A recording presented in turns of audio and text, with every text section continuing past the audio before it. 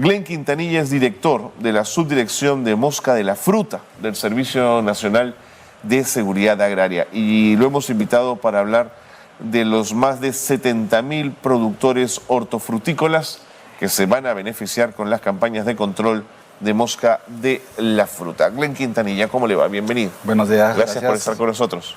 Gracias a ustedes. Tengo preguntas inicialmente que tienen que ver con mi gran desconocimiento de esta plaga y de esta problemática. ¿Cuál es la importancia de mantener controlada a la mosca de la fruta? ¿Cuál es el nivel de daño que puede producir una plaga de la mosca de la fruta?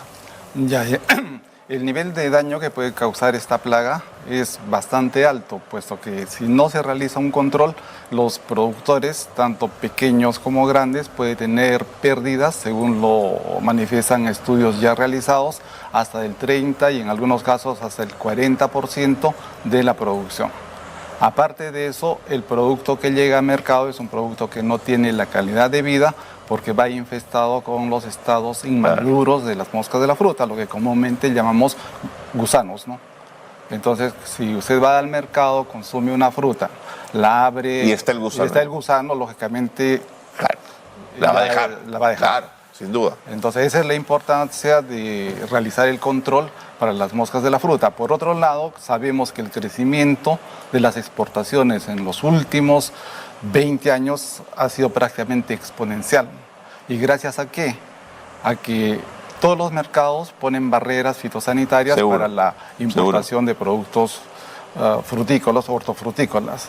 Y dentro de eso, el SENASA ha hecho negociaciones, ha establecido protocolos con diferentes países, a través de los cuales, gracias al trabajo que realizamos en el tema de mosca de la fruta, se han aperturado los mercados y podemos exportar actualmente con diferentes tipos de tratamiento, pero exportamos, han aperturado mercados de Estados Unidos, a Japón, a diferentes Son países. protocolos que estandarizan una forma de control. De tratamiento, pero para llegar a ese tratamiento tenemos que realizar un control masivo en campo. Y es lo que venimos realizando ya en varios proyectos que ha establecido y ejecutado el SENASA. La mosca de la fruta la podemos encontrar en qué cultivos principalmente, señor Quintanilla. Mire, yo le manifiesto que especies de mosca de la fruta en el mundo hay más de 4.000 especies. No le creo. Exactamente. Pero de importancia económica en el país tenemos 5 especies. 5. De importancia económica. Dentro de ellas, las más importantes del género, tenemos a la mosca del Mediterráneo, que es Ceratitis capitata, y al complejo Anastrefa, que es nativa, una mosca nativa del continente americano. Entonces, por ejemplo, la mosca del Mediterráneo es una mosca polífaga que ataca varios cultivos, muchos cultivos. Y es la que más destructiva. No le importa nada. No le importa higo, guayaba, pacay. Lo que sea dulce principalmente. Todo material que tenga proteínas, que es el alimento que le sirve a la mosca. De acuerdo, clarísimo. Y el género Anastrefa sí es más selectivo. En algunos casos tenemos, por ejemplo, la mosca Anastrefa fraterculus, sí que ataca varios cultivos, pero hay otras que son específicas, como por ejemplo Anastrefa distinta, ataca solo al pacaya, hay la mosca de la guayaba, la mosca del ciruelo, pero igual causan daño económico. De acuerdo. Desde que la mosca llega a 1 hectárea de cultivo, ¿en cuánto tiempo la puede contaminar? Completamente. ¿Cuándo es pérdida total? El tema es, depende de las temperaturas, porque todo obedece al ciclo biológico de la mosca de la fruta. Entonces, un ciclo completo para la mosca de la fruta se cumple usualmente entre 30 a 35 días. Ahora estamos en una época de mucho más calor, ese ciclo ya no dura 30 a 35 días, sino dura 28, 25 hasta 23 días. La mosca se beneficia del calor. Tenemos mayor número de generaciones al año que va a hacer que se reproduzca la mosca. Y todo depende de las acciones de control. Una sola mosca puede ovipositar y en lo que comúnmente se llama una picada, poner hasta 300 huevecillos en un solo fruto. Toma. Imagínese. Es un montón. Ya, luego se desarrollan los gusanitos y posteriormente van a empupar en el suelo y van a emerger los adultos. O sea, el daño, si no se hace un control, es bastante considerable. ¿Cómo es el control? ¿En qué consiste el control? ¿Qué hace un pequeño agricultor para controlar esto? El pequeño agricultor básicamente lo que debería de hacer es controlar los estadios inmaduros de las moscas de la fruta, o sea, los estados larvales. ¿Cómo lo hace eso? A través de prácticas culturales. ¿Eso qué significa? Todo el remanente, las frutas que caen al suelo, recogerlas y enterrarlas en el suelo y a una profundidad, dejando de la superficie del suelo 30 centímetros, Okay. y cubrirla para que no puedan emerger las posibles moscas que puedan empupar, no puedan emerger nuevamente. Es una de las prácticas. Luego, realizar rastrilleos constantes que van a provocar que las pupas de los inmaduros que están en el suelo puedan ser expuestas a los rayos del sol, Claro. y el sol las elimina. Las mate, claro. Las mate. Y otro tema también es el control etológico, que consiste en la instalación de trampas de tipo casero.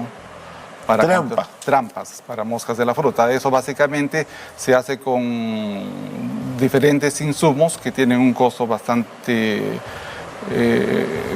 menor, digamos, a un control químico, y que ayuda bastante, ¿no? Pero, por ejemplo, el agricultor debería de colocar aproximadamente 20, 30 hasta 40 trampas por cada hectárea. Claro. Para poder, digamos, Claro. ayudar en el control. Todo ese conjunto de actividades denominamos control integrado de moscas de la fruta. De acuerdo.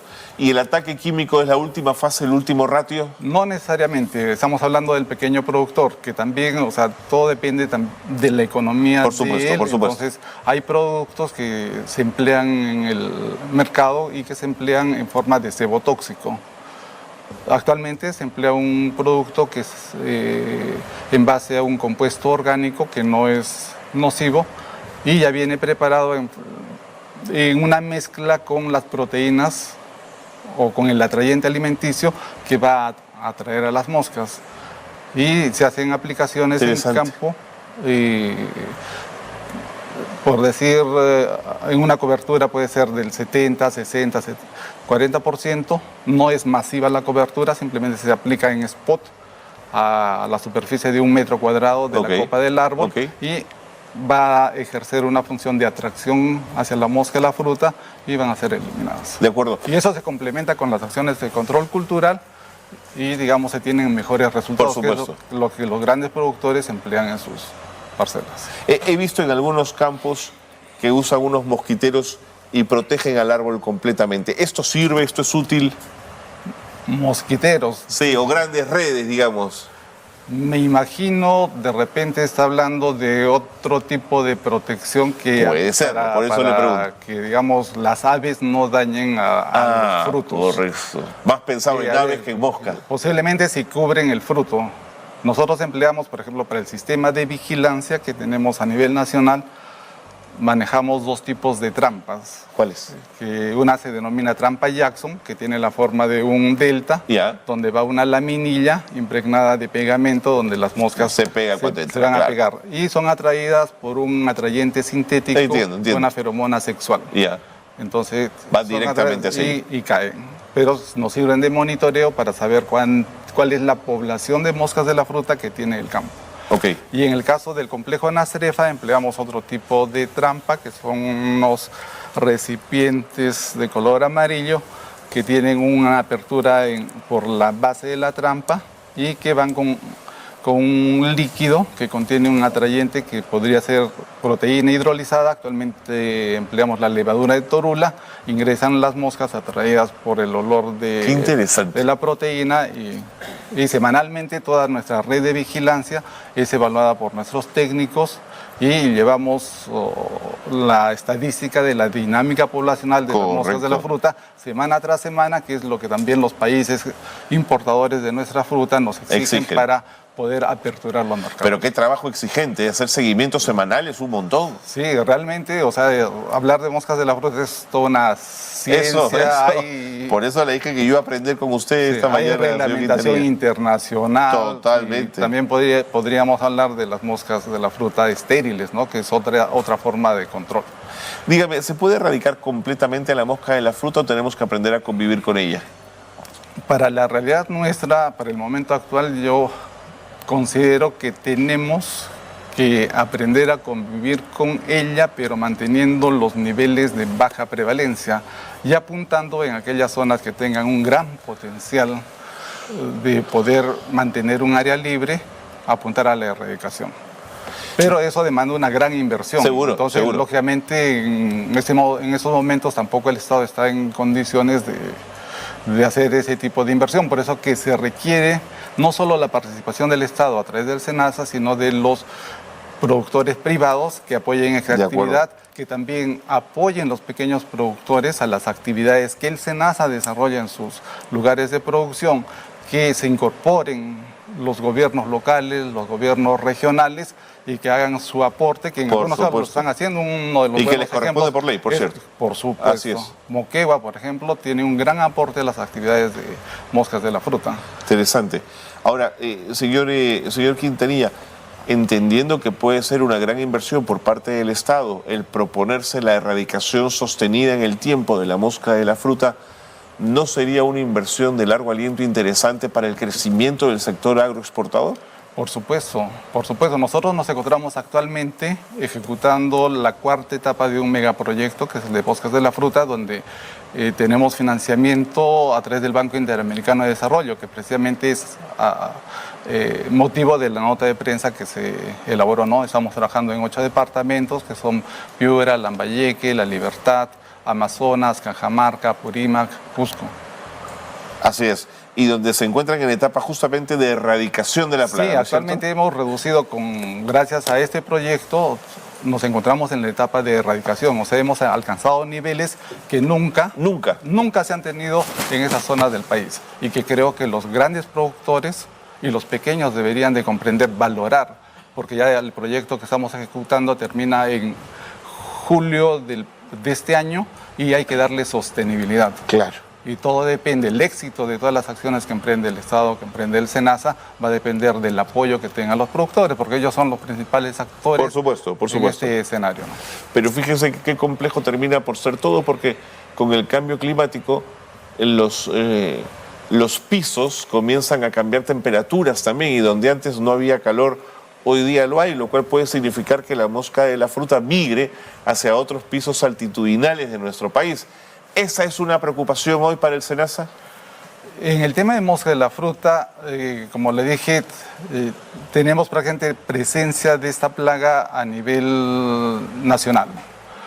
Básicamente en la parte de selva tenemos, por ejemplo, predominancia de moscas del complejo Anastrefa, mientras que en la parte de la costa teníamos la predominancia de ceratitis, de la mosca del Mediterráneo, de Ceratitis capitata, y en la parte del norte también del complejo Anastrefa.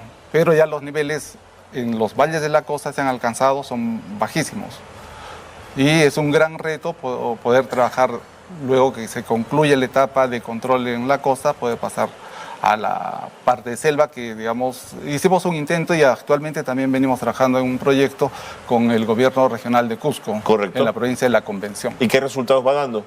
Los resultados son bastante alentadores y me parece que este año también concluye ese proyecto y bueno, el gobierno regional de Cusco tiene la iniciativa de poder continuar, está inmerso en el tema y viene apoyando las acciones de las moscas de la fruta. Y mirando hacia adentro al SENASA, señor Quintanilla, y reconociendo los éxitos que se van consiguiendo en alguna medida, ¿hay en este momento dinero suficiente, recurso humano suficiente para poderse ocupar de todo el sector agrícola del país? ¿Tienen ustedes el dinero y los recursos? Esa es una pregunta bastante complicadísima, que creo que no correspondería a mí dar la respuesta, pero sí, o sea, dentro de todos los esfuerzos que la alta dirección ha realizado, contamos con los recursos que se nos han asignado para este año y tenemos que ajustar todas nuestras actividades en el marco, digamos, de eso. No, se lo preguntaba porque en mi experiencia periodística había podido observar cómo al Instituto Nacional de Investigación Agraria se le había de un año para otro podido generar una cantidad de recursos importantes y había comenzado a dar resultados extraordinarios en la medida en que se había invertido en un instituto de investigación agrario tan importante. Le hablo desde cuy hasta cultivos, semillas, gramíneas, una cosa extraordinaria. Por eso preguntaba si el SENASA, que es pues una organización importante, pero seguramente con recursos acotados como muchas, necesita siempre más recursos para cosas como esta. Claro, y somos una entidad que crece día a día. O sea, no, el SENASA de hoy día además, no es el SENASA de hace 30 años. Exactamente. Y las exigencias, las negociaciones exigen cada vez más la participación, digamos, de los especialistas. Pero además ustedes son claves, no habría exportación sin ustedes, así que terminan por ser esenciales para el sector económico, Por ¿no? supuesto, y la apertura de mercados depende directamente de los protocolos que se establecen a través de SENASA.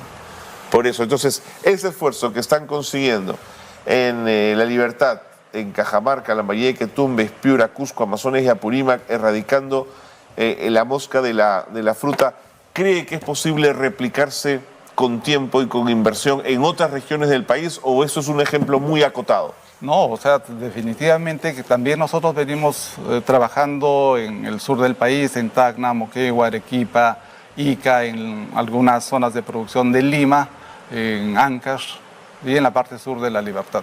Claro. O sea, definitivamente mientras haya el recurso económico, vamos a poder apoyar a los productores, pero es básico, lo vuelvo a recalcar, la participación de los pequeños productores, del sector privado, de los gobiernos locales y de los gobiernos regionales. Totalmente. Sin ellos, lógicamente, no se puede avanzar. Podemos avanzar nosotros, pero si no tenemos el apoyo, lamentablemente los esfuerzos que hagamos no van a dar el resultado que podemos esperar. Clarísimo.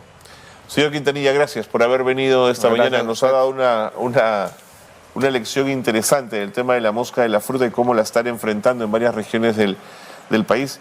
Y qué importante termina siendo también el aporte de la cooperación internacional en todo esto, ¿no? Para el desarrollo de estos proyectos.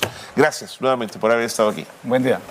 Glenn Quintanilla, director de la Subdirección de Mosca de la Fruta del Servicio Nacional de Sanidad Agraria, ha estado con nosotros. Es un tema apasionante, un tema que tiene que ver con el campo, con la agricultura, con la agroexportación. No hay exportación posible de nuestros productos agrícolas si no hay un SENASA fuerte, preparado, capacitado, con ingentes cantidades de dinero y de recursos humanos para poder hacer un buen desarrollo del trabajo en el mediano y largo plazo.